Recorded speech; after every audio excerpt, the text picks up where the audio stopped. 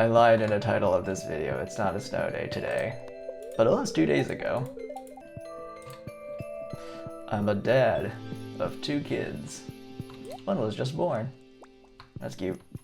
My crab ponds have collected garbage, even though this pond literally doesn't connect to anything. That's hilarious. First order of business. Kill my animals. Collect from all my fish ponds, mostly roe. That's my good boy Yoji. Okay, collect from my chickens. And a dinosaur, and a duck, and a rabbit.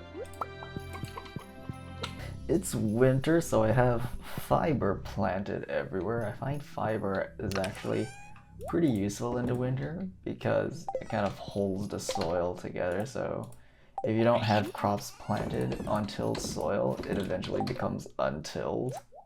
I mean, it's no big deal, you can just till it again in the spring, but it's kind of annoying, so. Plus you lose any fertilizer you put down, so. Okay, parsnip. Which fridge did okay, there it is. Yeah, thing about the fridge is, I hoard most of the crops I grow, but like I don't even cook recipes that often. I mean, I got the achievement for cooking every single recipe in the game. I don't know why I'm hoarding so much food. I should just sell most of this stuff. And mostly fish. At this point, it's mostly just fish. I guess I like collecting. I'm kind of quirky. I like collecting. Actually, that's not really quirky. I think everybody likes collecting.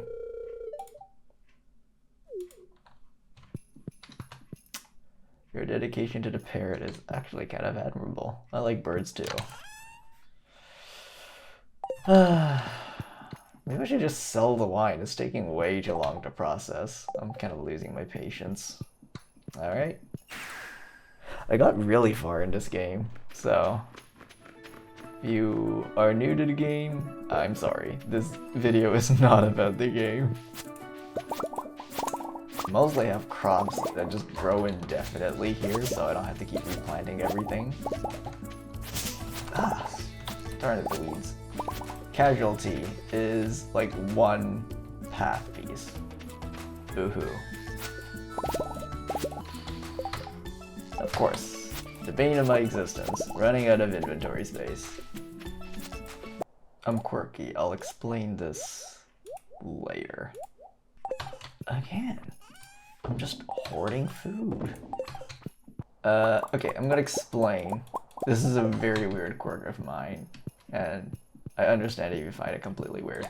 But basically, I really like selling gold quality produce to peers, even though there's absolutely no real benefit to doing so. Oh, Pam is on vacation. I'll just steal her sign. Another weird quirk of mine, I just steal signs. But anyways, there's absolutely no real benefit to selling stuff to peers because he pays the same price as shipping stuff at using the shipping bin. But I just like the thought that selling stuff to peers is feeding the local community, so. And I mentioned in a previous video, one thing I really liked about the game is the feeling of being able to contribute back to the community. This is just one of the ways it manifests. I'm weird, don't ask. I don't play games for practical purposes. I play them for fun. 35 pieces of stone that need to be fresh gathered today. Okay, collect some bombs, get some banana pudding. Some strawberry jelly. Some food to bring along. Alright, let's go mining. Alright. Of course there's a lava lurk.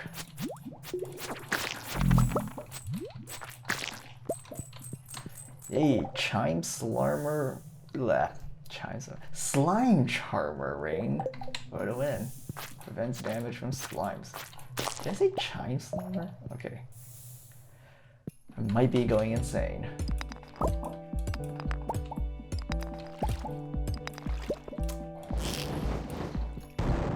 I missed. I feel dumb. Oh, it's over there. What the hell? What's the fun of that?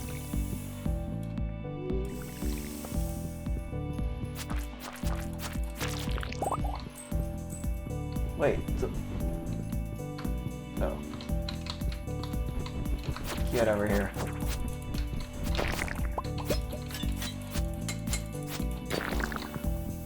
I don't have a whole lot of time in the day, but like also kind of want to explore a little bit. Just kind of collect chi beans. You can get some of those from mining, so. Oh, and yeah, Robin's stone collecting task. Why did I eat this? So forgetful. Alright. That task is done. I think I need to talk to Robin. Wow, coal. Someone was naughty this year. Wow, I wasted so much time. This level had nothing to offer.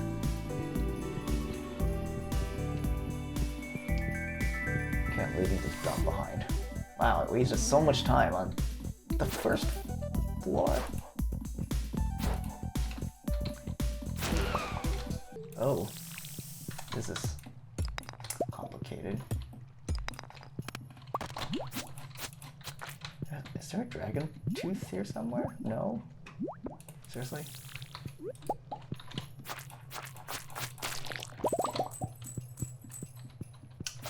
No dragon tooth.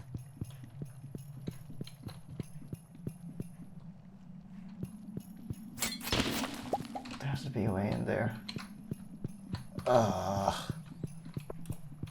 I should have come here earlier in the day.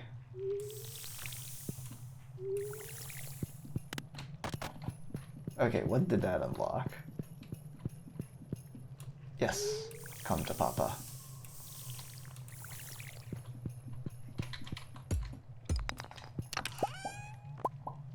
Dwarf hammer. I'm actually disappointed. I have like 3 of those already.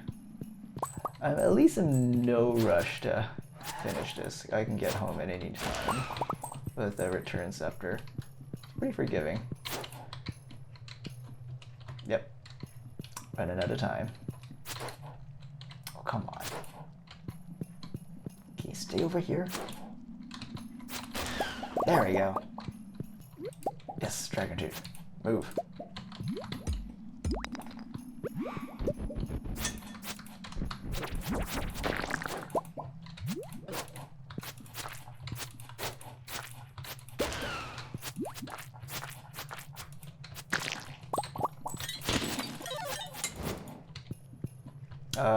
Okay. I have like... So there's like another door sentry? Okay, this isn't working. Oh, I got 1. This is disappointing. Boo. Okay. Adios. Oh, this is a disappointing day. Okay, I got 2 dragon teeth, but whatever. Nah. That was disappointing.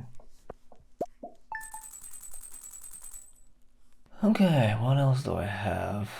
Oh, I have City Skylines. I haven't played this in a while. I bought this game in 2017, and it's a spiritual successor-ish to SimCity. My very first computer game was SimCity 2000, and I've just been hooked on city builders ever since. I think they're pretty clearly my favorite genre to play with. Even though I never play legit, I always play with cheats. But I just love the thrill and feeling of being able to build an entire city.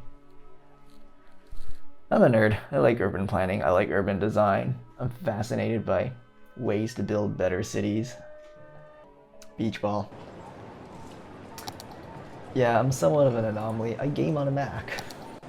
Mail order babies available. You know, sending children in the mail was actually a thing.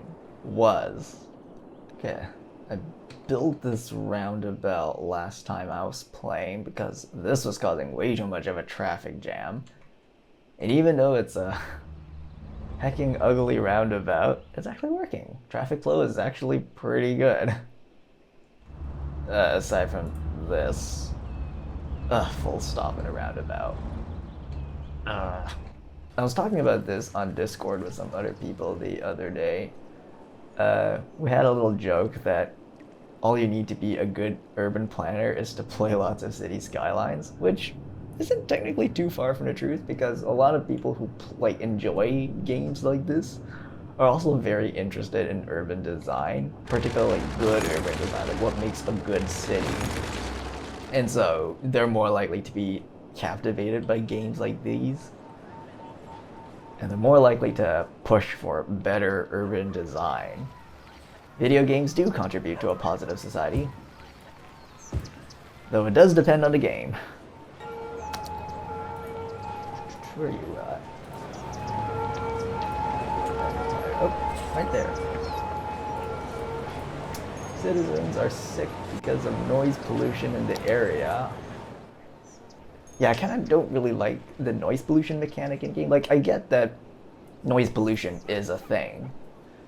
It actually is. It's a very serious issue. It's a very serious health concern with cities.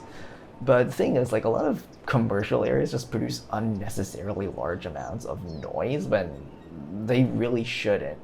Meanwhile, things like a metro station or like a highway or something, things that produce a lot of noise in real life, they don't seem to have that much of an effect, at least not in my experience. So, like, I've built houses next to subway stations, and to be honest, like, the amount of noise you get from, like, an above-ground subway station is going to be much larger than the amount of noise you get from a subway station that's, you know, where the trains are underground. Not going to get a whole lot of noise from that. In, like, a commercial zone, like, it really depends on the commercial zone. Like, not all of them are, like, really loud. If it's just, like, regular retail, it's not going to produce that much noise, but it just produces so much noise in this game, and I just find it a little unrealistic. Perhaps most importantly, I really don't like how air pollution is not a thing. Air pollution was a thing in, like, all of the SimCity games.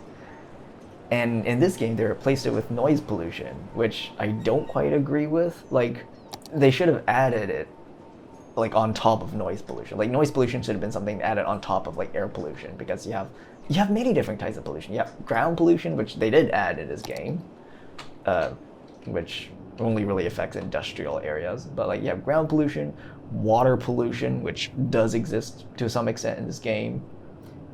Like, noise pollution is a thing, light pollution is a thing, air pollution is a huge thing. I just don't understand why they removed air pollution and replaced it with noise pollution. Like, the two are not equivalent.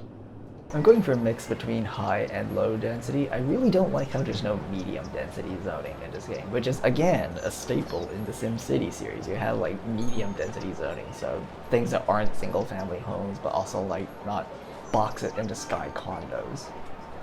I don't understand why they took it out in this game. This would have been the perfect opportunity to showcase to the world that medium density housing exists. Those are, like, you know, row houses, townhouses, short apartments that are like 2-3 stories tall. Like, So one aspect about Toronto's zoning system that absolutely irks me is that many places don't allow any development other than single family housing, which is just dumb. And so the few places in the city that do allow medium density zoning are just like prime real estate. But the thing is, because you can make more money by building like a massive condo unit. So there's no real financial incentive for developers to build medium-sized housing, so no medium density housing. So that's why in so many cities in North America, Toronto included, you have this wild contrast where areas are either single-family housing, because that's the only thing allowed, or they're boxes in the sky because there's no incentive to develop medium-density housing when a developer wants to make as much money as possible. And the best way to do that is to just create a box-in-the-sky condo to fit as many people into one space as possible. And like, this is about choice. This is about like having options. Some people may want to live in a single family house. You do you. Some people may want to live in a condo. You do you. Some people may want to live in medium density housing. Like for me, thinking about it, I think I would be happiest in like medium density housing. So like I don't need to take an elevator to leave the building. But also like I'm not maintaining a gigantic single family house by myself and dealing with all of the hilarious inefficiencies that living in a single family house causes. It's just a weird paradox that in the land of the free, you're not really free to choose what house you want to live in. You really only have two options, a condo in the sky or a single family house. That does not seem like freedom to me. That sounds like hell. Let's build another block here. No, I don't like how that's... There we go. Okay. What's a mining related term? Give me a list of street name ideas inspired by coal mining terms. Yes, I am seriously asking ChatGPT for help. Davy Lamp. Oh, that's good. Davy Lamp. South Street. Sylvester? Really? This is actually one of the few things that I find ChatGPT actually useful for, coming up with street name ideas. Although I have certainly had it suggest inappropriate names. I asked it once for interesting and unusual street names, and it didn't take long for it to start suggesting Butthole Road and Dingleberry Drive, which I just chuckled at. But yeah, for ideas, sure. Banksman, I'm gonna fact check this. Banksman. A person who works at the mouth of a mine shaft or pit supervising the loading of coal and the raising of it. Okay, sure, we'll use it. Banksman Boulevard. Thanks, ChatGPT. Good morning, everybody. What a beautiful sunrise. Mate, it's like sunset. Idiot. I mean, on the topic of street names, I actually do manually name every street in the game, and I try to make it unique, so I avoid reusing the same street name in the same city. I mean, some are pretty typical, but some are a little bit less unusual. I certainly have gone looking at the map, so I believe Alternun is a village in England, I want to say, somewhere in the UK. Gravelines is a place in France. And yeah, well, basically, I take great pride in naming my streets. So some are named after people I know. Some are just names I pull out of a hat. Some are really typical. Some are unusual. Some are based on actual street names that I regularly encounter in my commutes.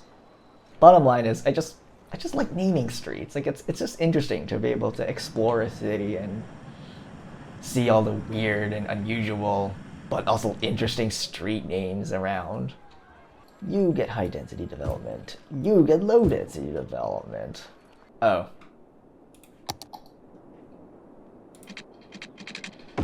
Alright. Always forget. You know what? Maybe it was just... Ugh. Sloppy.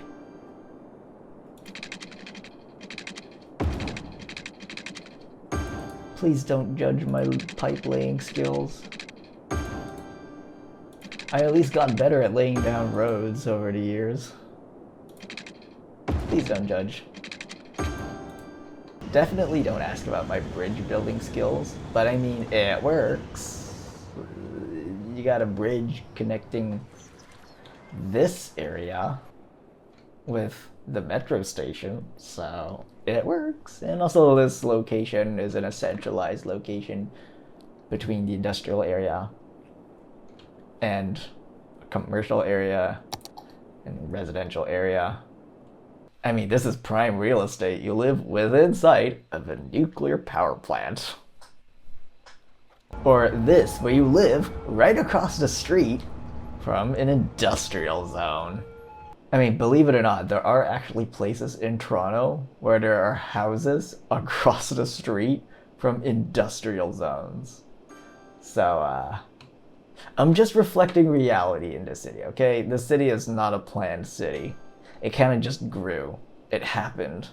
I get the appeal of planned cities, but like Brasilia does not look like a great planned city to me. It looks a little dystopian. That's just my opinion. But there's a little bit of a charm to a city that just kind of grew and happened. I know it's messy and all, but so are all of us. Okay? I've never had Steam Cloud saves fail on me until now. Steam Cloud error, unable to sync. Huh, okay. Well, that actually put a damper to my plans. I was gonna play a bit of Wingspan, but I guess I can't. Well, that's it. I played a few games. On a not snow day. Misleading video title.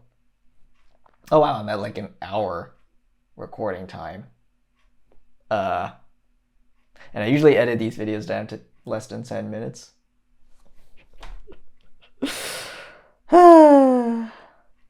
I'm gonna need to buy a new hard drive at this rate.